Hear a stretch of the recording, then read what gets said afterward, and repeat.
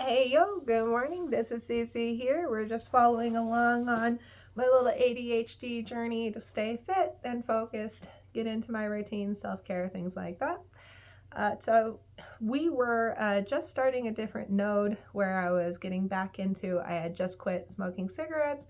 And as you know, last year I quit drinking. So I've just been kind of dealing with like mild irritation. Also, I had some anemia last year that caused me to get like puffed up. And so now I'm working on getting that all back to where it was before and get back to the goals. Like I think last year before all this started, I was down to like 147 pounds and it blew up. I went up to like over 160. So I was like, this is, it's time to stay on top of, in type of it. Everything's always ebbing and flowing. If you're trying to change one habit, you might slip up on another one, and it takes time to kind of get your way. I just kind of keep telling people the key to doing this with ADHD is just keep getting back up on the horse. Just never get tired of getting back up on the horse, because the ADHD is going to kick you off every once in a while. Life is going to kick you off every once in a while. And I swear, with as being a woman,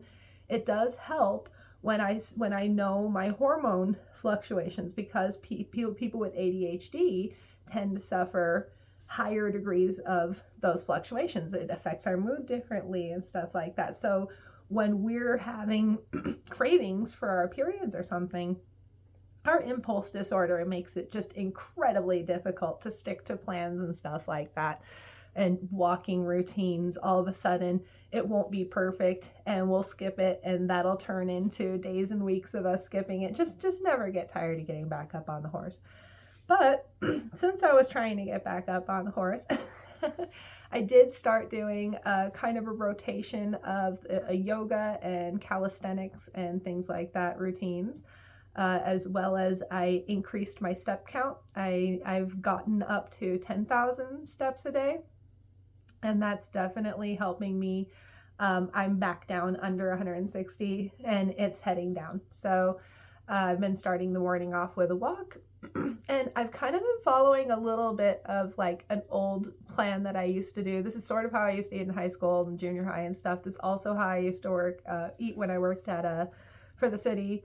And I read meters. We would walk 6 miles a day. I would typically skip breakfast or have something very, very small. I would eat, after I was done with my shift, sometime around, noon to 2 o'clock or so, I'd grab something, but it would be like a yogurt and a piece of fruit, or like a yogurt and an apple, or like 2 yogurts. It was essentially just like protein and then some like fiber or something. And then like if I was really, really hungry, of course, I would stop. I would grab anything, protein bars. I would grab a taco if that's what I was hungry for. I've never been interested in promoting the idea of starving. But I listened to a dietitian a couple days ago, and they were saying, oh, well, it's good for weight loss if you go to sleep a little hungry. It's good for you. Well, it's not good for me. I already have insomnia from ADHD, and food makes me tired. So eating a bunch of food, loading a bunch of food in the morning would make me lethargic all day, and then I can't sleep at night still because I really haven't burned through any energy throughout the day. And so it's actually really bad for me to like heavy load food in the morning, and it's way better for me with a person with ADHD who gets tired when I eat food, even regular amounts of food, for me to kind of fast my morning when I need my energy, when I want my energy, and to have, like a protein drink or like my yogurts and fruits and snacks kind of until it's time for me to be able to settle down, dinner time, after dinner time, like when I want to be tired.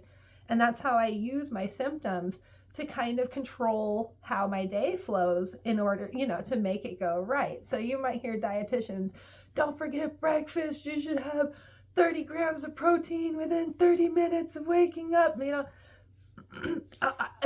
going to be taking that back in 5 years. That's the kind of diet advice that comes and goes. But if you follow and you study, people who are just like naturally skinny, a lot of them you'll find are just kind of snacking until dinner, and then they have a big dinner, and then they go to bed, and there's not that much secret to it. They're eating like 300 calories until 6 p.m. And then they're eating whatever they want. I had a nice chicken taco salad last night with cheese and sour cream. I skipped the shell because I just felt like I had an ice cream bar yesterday, like one of those Dubai. It was like a half Klondike bar and a half ice cream sandwich. And, I ate good yesterday. So by dinner time, I didn't really need the shell on my taco salad. I probably saved myself, 1,000 calories. So at the end of the day, weight loss shouldn't actually be a stressful act. There should be just very, very simple things, and it should flow. It should work with you. You know what I mean? Like the way that I'm eating is actually helping me sleep at night. It's not making me uncomfortable. I'm not following some blind rule on the internet that doesn't feel good for me, because I know that I have individual needs and preferences, and because of my ADHD, some things are just literally not going to work for me. But you are also an individual person with individual needs. And so if I say something and it doesn't flow or work with you, and you're feeling like you're struggling, that's probably not the best tip. You probably need to find somebody else who's struggling with symptoms that align closer to yours that are going to work with what you need. So this is helping me have more energy, get better sleep, get my steps in. My weight is starting to calm down. The other thing that's been working, now granted, remember I started this, if you watched the last video, I started this right after my period so that my cravings would be gone. And so now we're in like week 2 of that. And I've really been noticing that it's really been helping. I cut out all of my like chocolate and treats and everything. I did keep some Jolly Ranchers, but instead I went to Trader Joe's and I got those bags of, you can either get the semi-sweet chocolate chips or the dark chocolate chips. And so I've been eating like plates full of that instead of chocolate to kind of help me deal with my chocolate cravings and stuff like that, and just feel like I'm having my fatty snacks. That's been really, really helping, because I got a sweet tooth and I've got, my gremlin likes to purr. I got to do what makes it work. Again, the ADHD gremlin, always my little pet, needs to be taken care of. And then the other thing I got, now this is a little controversial. If I seem like I'm a little high energy, that's because this is one of those watch it things for ADHD. I wouldn't even recommend doing this kind of like all the time, but if you're in the throes of like executive dysfunction, or you've just been like really, really struggling just with energy levels in any kind of way, this stuff will work. It's one of the only things that does work is amino acids. The only thing with these, and I really have to serve a warning sign, if you have especially my type of ADHD where things like coffee make you tired and you're just really, really hyperactive, like hyper verbal, and just everything's just like hyper, do watch out with this stuff. I am allowed to have 1 scoop in the morning, and I have to follow it up with a pretty vigorous exercise. Because it actually shoots my energy so much through the roof that I have to physically slow myself down when I speak.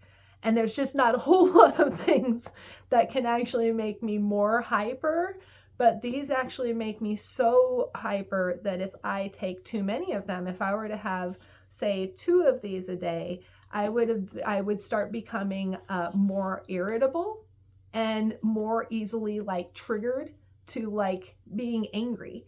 And it's just, I don't know what it is about this stuff. I looked it up on the chat GPT, and they were like, that makes sense. So if you have ADHD and you need to have a boost when it's like one of those things where like nothing works and you're trying everything and you're just slugging it out throughout the day, only in the early morning, only before a workout, only 1 per day, I take this scoop of amino energy. And that has probably been the thing that has helped the most. And then I do notice a little bit of a sluggishness in the afternoon, so I pop a scoop of creatine and I take a couple of ginkgo bilobas and stuff like that. Honestly, it's just because I've been trying to amp up the working out Also, spring is sprung. So as an irrigation company, we are back in and running around, and our schedules are filling up again. So when everything's kind of like hitting the fan, sometimes we do need to have just a little bit of extra boost, something for energy, something to keep us going. And this is really working.